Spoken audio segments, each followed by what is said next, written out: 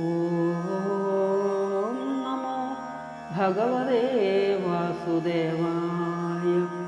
ഓം ശ്രീകൃഷ്ണ പരമാത്മനേ നമഃ.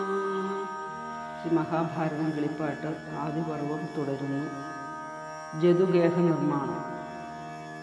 കൗരവന്മാർക്കു പണ്ടേയുള്ളൊരു കോട്ട വാരണാവതം ഇപ്പോഴടിഞ്ഞു കിടക്കുന്നു. അവിടം പുതുതായി പണി ചെയ്തിരിപ്പാനായി ഭവനമുണ്ടാക്കിച്ചു തരുവാൻ വിചിത്രമായി അതിനു ശില്പികളെ വരുത്തി ശ്രമിപ്പാനായി അധുനാ പുരോധനൻ തന്നെയും നിയോഗിപ്പൻ. അർത്ഥവും വേണ്ടുവോളം കൊടുത്തു വിടുവൻ പോയി തത്ര വാഴുവിൻ നിങ്ങൾ ഐവരും ജനനിയും. കൃത്യനായി പുരോധനൻ തന്നെയും നിങ്ങൾക്കു ഞാൻ നിത്യസൗഖ്യാർത്ഥം നിയോഗിപ്പനെന്നറിഞ്ഞാലും അവിടെ വസിപ്പവർക്ക് അവനി അടങ്ങിയിടും അവനീശന്മാർ. മുന്നം അവിടെ വസിച്ചത്രേ ഭുവന പ്രസിദ്ധന്മാരായി വന്നു വലരുമെന്നവനെ ദേവേന്ദ്രന്മാർ പറഞ്ഞു കേൾക്കുന്നു ഞാൻ. അത്രയല്ലിപ്പോൾ ഞാൻ ചൊല്ലുന്നതു കേൾക്കായാലും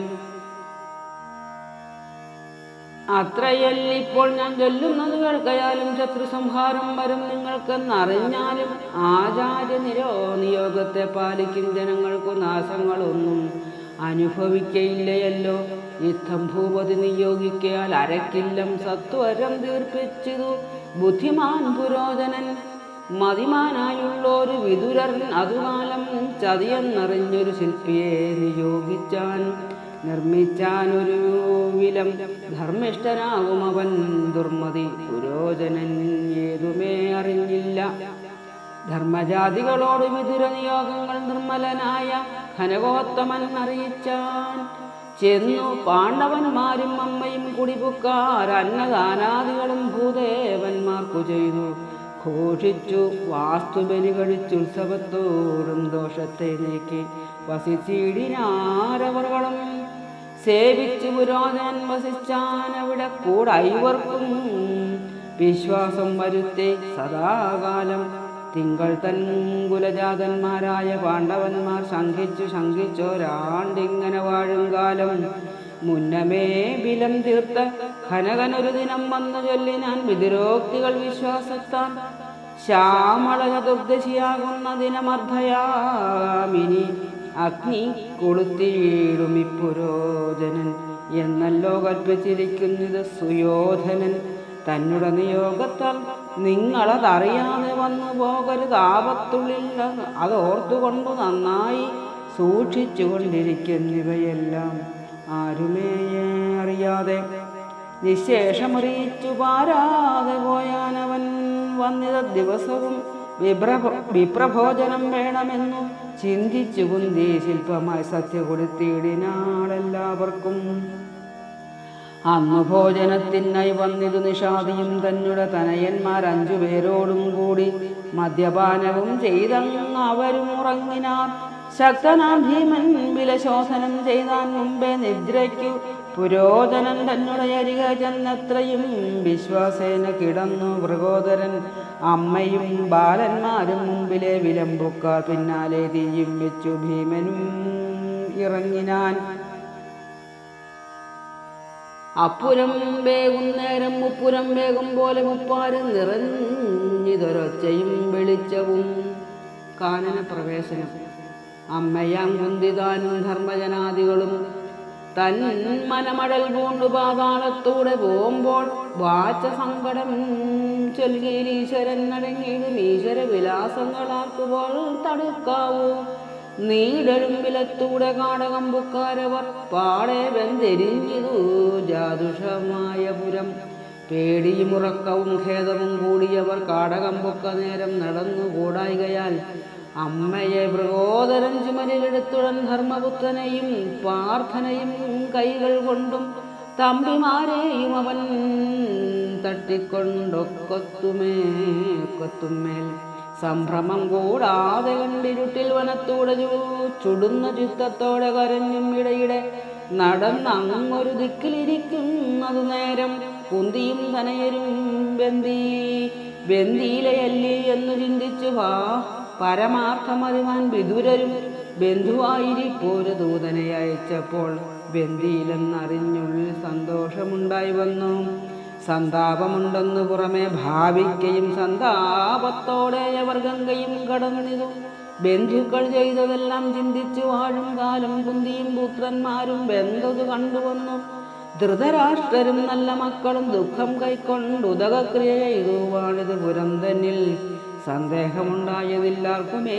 നിഷാദിയും നന്ദനന്മാരും ബന്ധു കിടക്കും ശവം കണ്ടു നിന്ദിച്ചു പറയുന്നു സജ്ജനം. ഗാന്ധാരിതൻ നന്ദനന്മാരെയും താതനെയും അതുകാലം അന്ധനാം നൃപനറിഞ്ഞില്ലെന്നും അറിഞ്ഞെന്നും സന്തതം വിവാദിച്ചിടുന്നിതു മഹാജനം. പാണ്ഡവന്മാരും ഗംഗ കടന്നു നടന്നു. മാർത്താണ്ഡനെ പോലും കാൺമാനില്ലാതെ വനത്തൂടെ പൈതാഹം കൊണ്ടു മമ കൈകാലം തളരുന്നു. പൈതങ്ങളായ മാതൃതനുടെ സുതന്മാർക്കും എന്നത് കുന്തിദേവി ചൊന്നത് കേട്ടു ഭീമൻ വന്ന വേദനയോടും അമ്മയോടുര ചെയ്താൻ. വലിയോരരയാലുണ്ടിവിടെ കാണാകുന്നു. സലിലം തിരഞ്ഞു കണ്ടിങ്ങു കൊണ്ടുവരുവൻ ഞാൻ. ജ്യേഷ്ഠനും ഉണ്ണികളും അമ്മയും ഇത്തണലിൽ വാട്ടമെന്നിയെ ഇരുന്നിടുക കുറഞ്ഞെന്നു എന്നതു പറഞ്ഞവൻ കോവിഡ് വഴി പോയി ചെന്നതു നേരം ഒരു താമരപ്പൊയ് കണ്ടാൻ.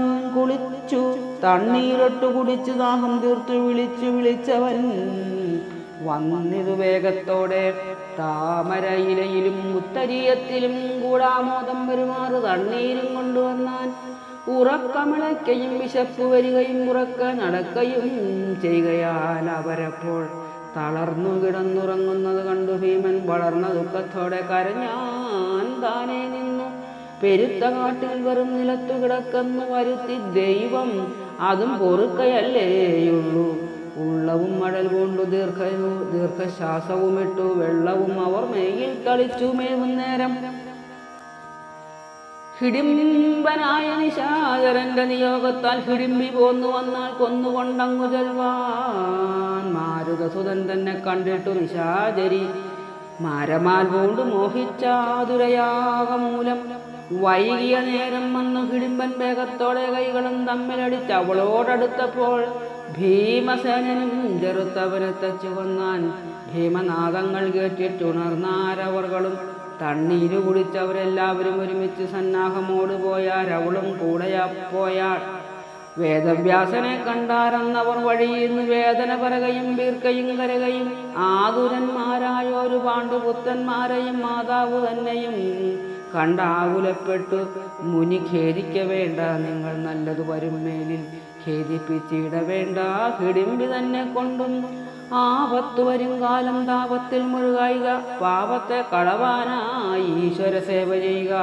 സമ്പത്തു വരും കാലം സന്തോഷിക്കുകയും വേണ്ട.